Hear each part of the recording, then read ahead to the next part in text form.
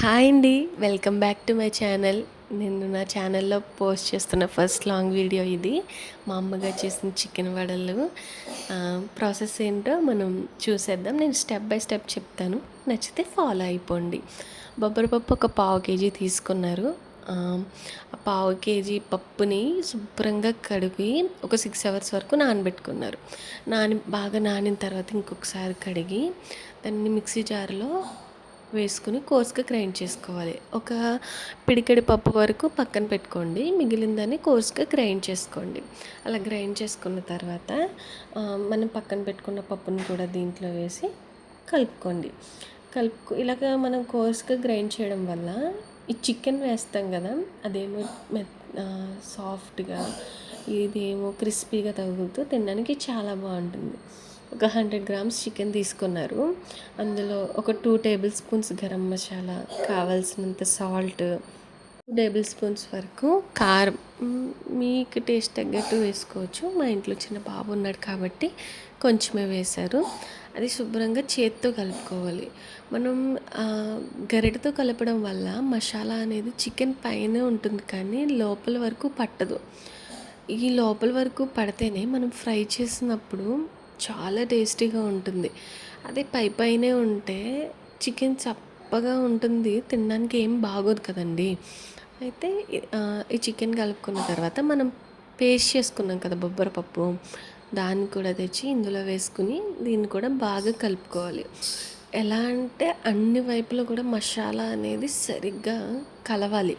అలా కలుపుకోవడం వల్లే వడలు చాలా టేస్టీగా ఉంటాయి. అలా టేస్టీగా రావాలంటే ఇలా కలుపుకోవాలి. ప్యారలల్గా ఆయిల్ డీప్ ఫ్రై చేయడానికి పెట్టేసుకున్నారు. ఇందాక కరివేపాకు వేయడం మర్చిపోయారు. మీరు ఈ కరివేపాకుతో పాటు పుదీనా, పచ్చిమిర్చి, కొత్తిమీర కూడా పేస్ట్ చేసి వేసుకుంటే చాలా బాగుంటుంది. మాకు అవైలబుల్గా లేవు పుదీనా, కొత్తిమీర, సో మేము స్కిప్ చేసేసాం. అలా కరివేపాకు కూడా వేసి కరివేపాకుని చిన్న చిన్నగా కట్ చేసుకోవాలి.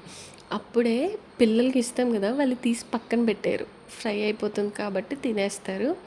అలా కలిపేసుకున్న తర్వాత దాన్ని చిన్న చిన్న వడలుగా వేసుకుని ఆయిల్ బాగా కాగిపోయిన తర్వాత అందులో వేసుకోవాలి. సిమ్లో పెట్టకూడదు.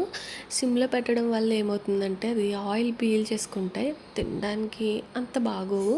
మనకు కూడా ఆయిలీ ఫుడ్ తిన్నామని గిల్ట్ ఉండదు. అలా వేసుకుని వేసిన వెంటనే గరిటె పెట్టకూడదు. బొబ్బరిపప్పే కాబట్టి, అంటే మనం నార్మల్గా శనగపిండి వాటి తీసినప్పుడు ఏమవుతుందంటే అది కింద తిక్కుంటుంది కాబట్టి వెంటనే తిప్పుతారు. లేదు, మనం ఇక్కడ బొబ్బరిపప్పే వేసాం కాబట్టి అది కింద బాగా ఫ్రై అయిపోయిన తర్వాత అదే ప్యాన్ని వదిలేస్తుంది, ఆయిల్లో తేలుతుంది. అప్పుడు 2 సైడ్స్ కూడా వేయించుకుంటూ అలా ఎన్ని వడలు అయితే వస్తాయో అన్నీ కూడా వేసుకొని ఫ్రై చేసుకోవడమే. ఇక్కడ చూస్తే ఎంత బాగా ఫ్రై అయ్యాయో చూసారా? అలా గోల్డెన్ బ్రౌన్ వచ్చేంత వరకు ఉంచితే చాలు.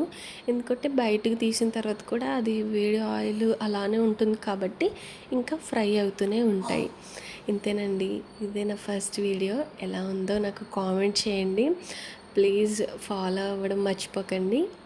లైక్ చేసి షేర్ చేసి ఫాలో అవ్వండి. Thank you so much. ఇప్పటి వరకు ఈ వీడియో చూసినందుకు మీ అందరికీ థ్యాంక్ యూ సో మచ్ అండి.